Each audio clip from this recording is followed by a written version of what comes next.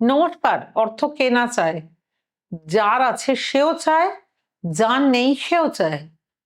যারা মারাত্মক অর্থকষ্টে রয়েছেন তারাই করবেন।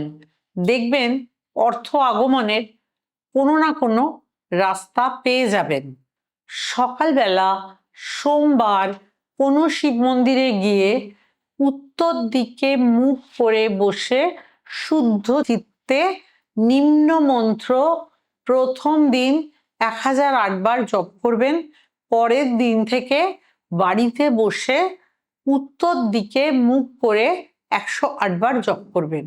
করেই দেখুন খুলবে বন্ধ ভাগ্যের চাকা। ওম যক্ষায় কুবেরায় বৈশ্রবণায় ধনধান্যাদি পতায় মম হঠাৎ প্রভূত ধন সম্পত্তি বৃদ্ধি কুরু কুরু নম স্বাহা। করেই দেখুন ভক্তিভাব ধনাধ্যক্ষ কুবেরের কৃপা বর্ষিত হবে আপনার জীবনে।